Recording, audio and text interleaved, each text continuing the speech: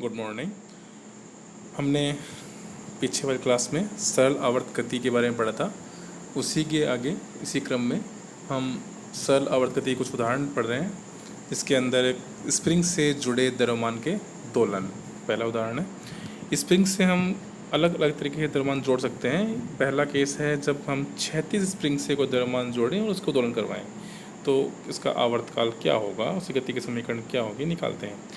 एक स्प्रिंग जो कि भारहीन है और घर्षणहीन है, ऐसी सतह पर एक द्रव्यमान पिंड जिसका द्रव्यमान m है उसको रखा गया है और दोनों को बांध दिया गया है। एक तरफ से स्प्रिंग दृढ़ आधार से बंधी हुई है, दूसरी तरफ द्रव्यमान m बांध दिया गया है और स्प्रिंग को क्षैतिज रखा गया है। डेटा आया होगा। अब समय t पर पिंड का विस्थापन साम्यावस्था से विस्थापित कर देते हैं उसको, और विस्थापन है स्मॉल x। तब उस पर प्रत्यानयन बल लगता है जो कि हुक के नियम से F = -kx।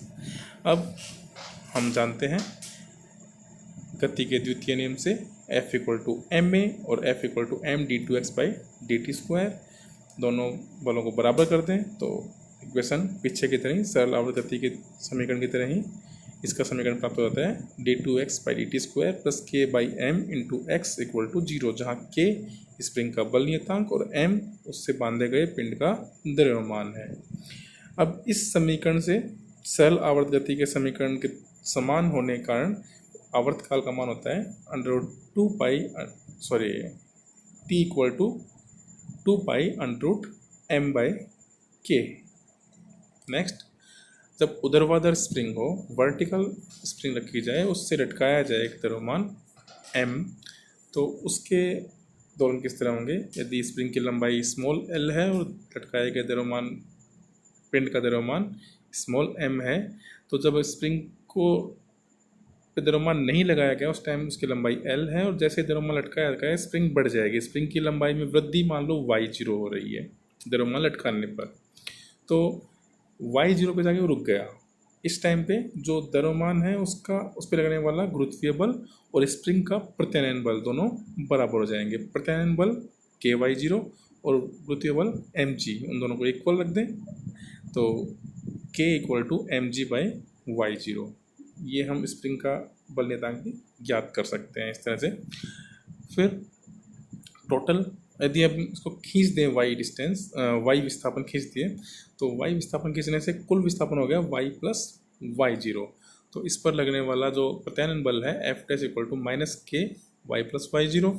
लेकिन चूँकि पिंड पर दो बल लग रहे हैं, एक तो ये -k y + y0 जो ऊपर की ओर खींचेगा और एक mg जो गुरुत्वीय बल है वो नीचे की तरफ, इसलिए टोटल जो फोर्स है उन दोनों को ऐड करें तो mg -k y + y0, और mg की वैल्यू पीछे से हम देखें k y0, पीछे हमने इक्वेशन इसको दी नहीं थी, पीछे Fg = k y0 या mg = k y0 दे रखा है, वहाँ से रख दें तो k y0 से k y0 कैंसिल है और F = -ky।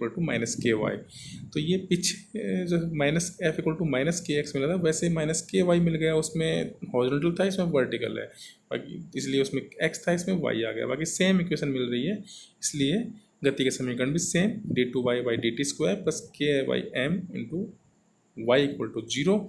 और चूँकि ये सरल आवर्त गति के समीकरण के समान है इसलिए आवर्तकाल t = 2π√m/k से दिया जाएगा। अब चूँकि mg = k y0 इसलिए m/k = y0/g, तो हम इसका आवर्तकाल 2π√y0/g से भी ज्ञात कर सकते हैं। नेक्स्ट, यदि दो स्प्रिंग हो या ज़्यादा स्प्रिंग हो, 2 3 4 5 7 n स्प्रिंग हो, तो उनका संयोजन करना पड़ेगा। या तो हम उनको समांतर क्रम में जोड़ेंगे या फिर उनको श्रेणी क्रम में जोड़ेंगे।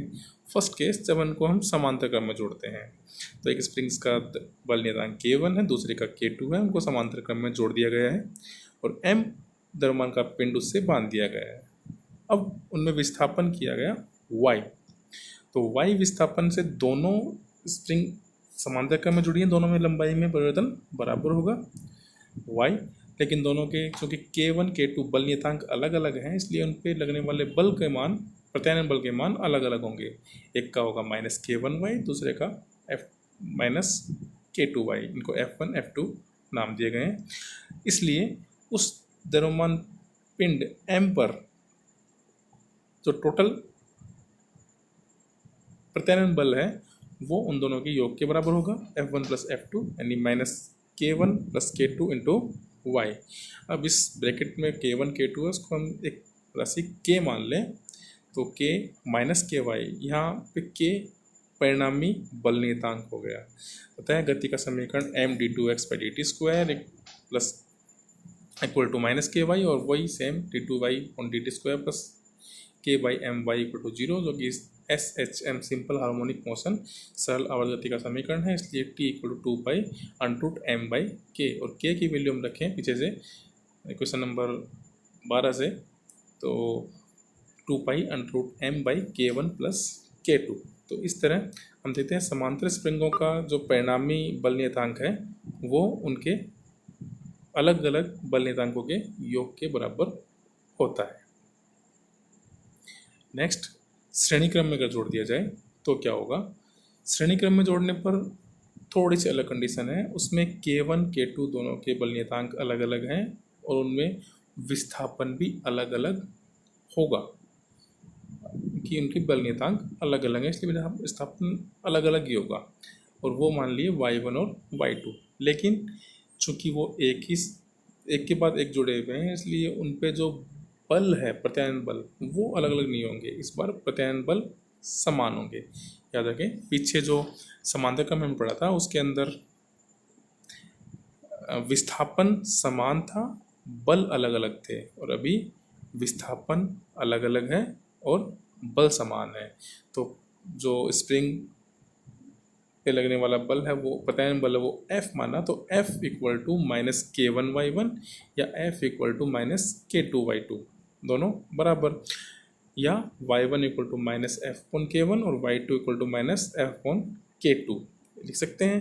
यदि परिणामी बल नियतांक K हमने मान लिया है तो F equal to minus KY, परिणामी विस्थापन जो पीछे ऊपर दे रखा है y equal to y1 plus y2 दोनों के योग के बराबर, तो y equal to minus F/K। अब हमने y, y1, y2 इन तीनों की वैल्यू निकाल ली f और k की फॉर्म में, तो इनकी वैल्यू हम इक्वेशन नंबर 15 में रख दें, तो minus F/K equal to minus F/K1 minus F/K2, F cancel minus cancel, 1/K equal to 1/K1 plus 1/K2, और K equal to K1 K2 पर K1 प्लस K2। इस प्रकार पिंड की दोलन गति का आवर्तकाल, अच्छा इसमें हमने गति का समीकरण लिखा नहीं, गति का समीकरण सेम टू सेम वैसा ही आएगा जैसा कि पीछे तीनों केस में आया है। d2x इसमें y लिया हुआ है तो d2y/dt² plus k/m y equal to 0, जहाँ K1 K2/K1 प्लस K2 होगा। तो आवर्तकाल capital T equal to 2π√m/k या 2π√m/K1 K2/K1 प्लस K2 और 2π√m K1 plus K2/K1 K2, ये होगा इसका परिणामी आवर्तकाल। डायग्राम में दिखाया गया है किस तरह उनके विस्थापन होंगे। राइट साइड में जो साम्यावस्था में स्प्रिंग है और लेफ्ट साइड में उसको खींचा गया है, तो एक में विस्थापन y हुआ है और टोटल विस्थापन एक में पहली में विस्थापन y1 हुआ है और टोटल विस्थापन y equal to y1 plus y2 इस शो किया हुआ है। तो इस प्रकार यदि कोई स्प्रिंग जिसका बल नियतांक k है उसको काटा जाए, उसके n टुकड़े कर दिए जाए, समान टुकड़े कर दिए जाए, और तो उस स्प्रिंग को जो बड़ी स्प्रिंग थी उसको हम उन n स्प्रिंगों के श्रेणी क्रम संयोजन से बना हुआ मान सकते हैं। तो टोटल जो बल नियतांक है वो k है, तो 1/k equal to 1/K1 plus 1/K2, इस तरह 1/Kn n तक सबके बल नियतांक को जोड़ दिया जाए। यहाँ पे यदि सारे टुकड़े समान है तो सबका बल नियतांक समान, यानी K1 equal to K2 equal to सब बराबर K डैश, यानी 1/K equal to 1/K dash plus 1/K dash plus 1/K dash plus 1/K dash n बार हम जोड़ दें, या 1/K equal to n/K dash, और K dash equal to nk। एक अचंभित करने वाला तथ्य है कि यदि टुकड़े किए जाएं n, तो किसी एक टुकड़े का बल नियतांक उस बड़ी स्प्रिंग के बल नियतांक के n गुणा के बराबर होता है। इसका मतलब है स्प्रिंग को अगर तोड़ा जाए तो उसका बल नियतांक बढ़ जाता है, और जितने समान टुकड़े किए जाएँ उतने गुणा बढ़ जाता है। 2 टुकड़े किए दुगुना हो गया, 5 समान टुकड़े किए 5 गुना हो गया, 10 समान टुकड़े किए 10 गुना हो गया। ओके, तो इस तरह हमने स्प्रिंग के अलग अलग विस्थापन, अलग अलग ओरिएंटेशन के लिए और अलग अलग संयोजन के लिए द्रव्यमान के दोलन और उनके आवर्तकाल और स्प्रिंग के परिणामी बल नियतांक का मान ज्ञात किया। Thank you.